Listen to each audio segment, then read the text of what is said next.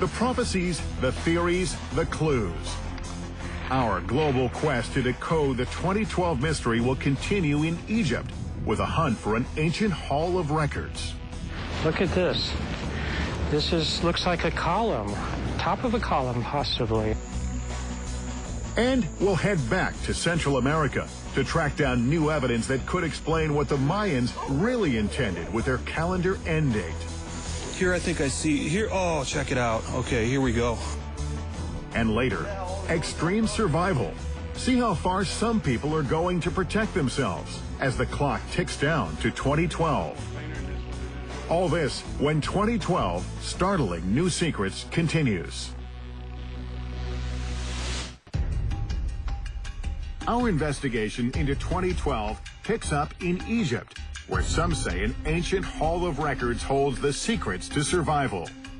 These same people claim the Egyptians actually inherited this knowledge from none other than the legendary civilization of Atlantis. There are those who believe the lost city of Atlantis is more than mere folklore. They believe that Atlantis not only existed, but that some of its descendants may have settled here in Egypt, bringing with them critical information about how to survive a cataclysm. Could that information be buried somewhere in the desert? And if so, could it help us survive 2012? The quest for 2012 secrets is concentrated in a little-known archaeological site called Hawara, where some believe an ancient hall of records or labyrinth may be buried. Leading our investigation here is Boston University geologist Robert Schock. If the ancients experienced a number of catastrophes, I think it's quite possible that they were doing their best to try to predict the next catastrophe, and one might even suggest they were trying to warn us about it. Schock's investigation at Hawara is controversial. Egypt's chief archaeologist is adamant the labyrinth has no ties to a lost civilization or 2012, and that the building was destroyed long ago. It's a myth, completely. It's a myth. Nothing at all can be called the Hall of Record. Those who believe are undeterred, and they're calling for an all-out effort to find it. Already we've stumbled upon possible evidence of a massive structure buried in the sand. Looks like it's actually support. There's more structures underneath here. It's an intriguing clue, but we're prohibited from excavating without permission from the government, which doesn't come easy. However, we are allowed to use non-invasive methods in pursuit of the legendary labyrinth. Enter Egyptian geophysicist Abbas Mohammed Abbas. We brought him and his team here to take what amounts to an X-ray of the site using ground-penetrating radar. So you're actually looking beneath the ground right now? Yes. Now I am in the stage of gathering the data. So the waves go down and bounce off whatever's there and then bounce back? Yes, it reflects from any object under the ground. Abbas immediately discovers groundwater lying a few feet below the surface. It will make it more difficult to find the labyrinth, but not impossible. If you see something of interest here, ultimately the next step is to dig. Yes, this is the next step. This can give us very important answers about the depth of any object and the dimension of this object. Earlier radar studies are encouraging. They show what appear to be walls or chambers, suggesting the outlines of a large stone structure. Will today's study show further evidence of something massive lurking beneath us? And if so, could it be the fabled labyrinth some believe holds secrets to surviving a 2012 cataclysm?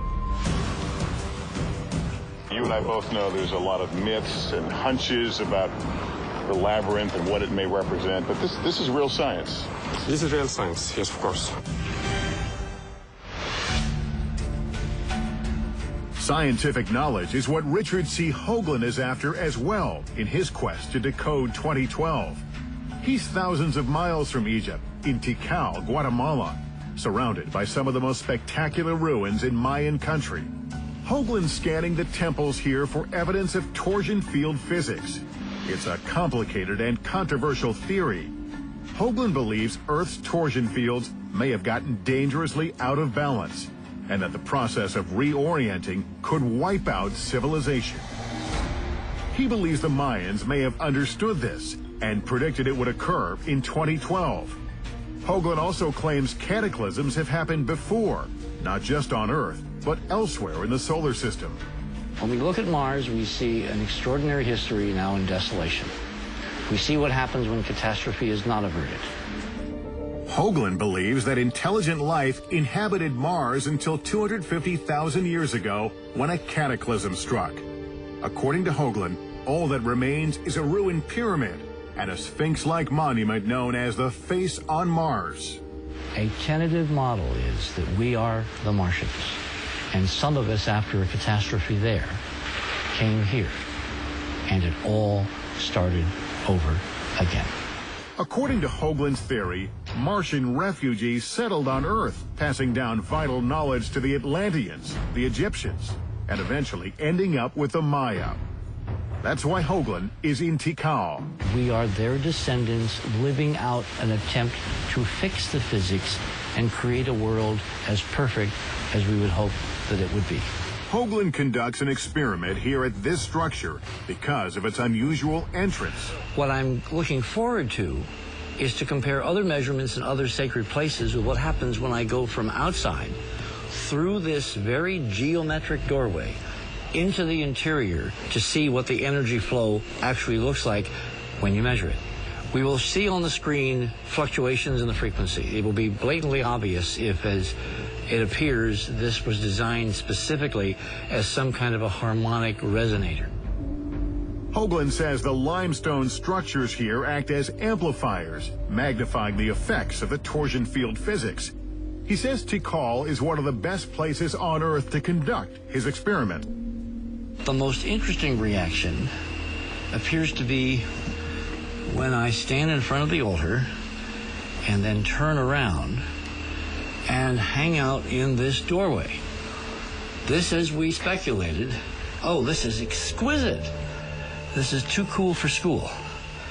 This is just absolutely too cool. Hoagland claims his readings show the mass of the tuning fork fluctuating, just as he predicted. The readings you were getting in Tikal, were they a surprise? The readings are amazing because I'm both surprised and I'm not surprised. We really thought we'd get something, because I had no idea we were going to get something amazing, absolutely off the scale. In fact, at one point it was so bad, or good, that it froze the equipment. The computer could not keep up with these huge fluctuations. You thought it was broken. I thought it was broken. But the fluctuations turned out to be real. They turned out to be totally real because when I took it back to the hotel and set it up as a test, purred perfectly. But the bottom line is that the Mayans did not build these temples there by accident. No way. No way. According to Hoagland, the data he recorded add weight to the theory that the Maya possessed a keen understanding of torsion field physics and their potential threat in 2012. But he says he's only halfway to unlocking the 2012 mystery. Hoagland's next journey is to Mexico City, to an archaeological site even older and more mysterious than Tikal, called Teotihuacan. It's situated at 19.5 degrees latitude, where he says torsion field energy is the most concentrated. If successful, Hoagland believes his findings there could prove once and for all torsion field physics is solid science. And that, he hopes, will spur the world's governments into taking action to avert disaster before 2012.